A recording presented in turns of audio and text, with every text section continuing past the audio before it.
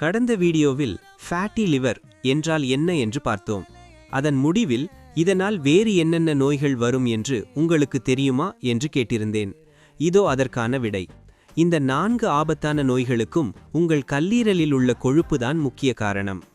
சர்க்கரை நோய் fatty liver உங்கள் உடலின் இன்சுலின் செயல்பாட்டை தடுத்து உங்களை ஒரு சர்க்கரை நோயாளி ஆக்கிவிடும். கொலஸ்ட்ரால் மற்றும் இதயம்.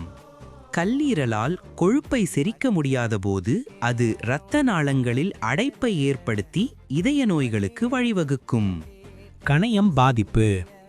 கல்லீரலில் உள்ள நச்சுகள் கணையத்தை சென்றடைந்து கணைய அழற்சியை பான்கிரியடைட்டிஸை உண்டாக்கும். பித்தப்பைக்கள். கல்லீரல் பாதிக்கப்படும்போது பித்த நீர் தடிமனாகி அது பித்தப்பையில் கல்லாக மாறுகிறது. இப்போது புரிகிறதா? ஃபேட்டி லிவர் என்பது வெறும் கல்லீரல் பிரச்சனை மட்டுமல்ல. இதிலிருந்து தப்பிக்க நாம் என்னென்ன தவிர்க்க வேண்டும் என்பதை அடுத்த வீடியோவில் சொல்கிறேன். அதுவரை இணைந்திருங்கள் உங்கள் அறிவுலகம் சேனலுடன்.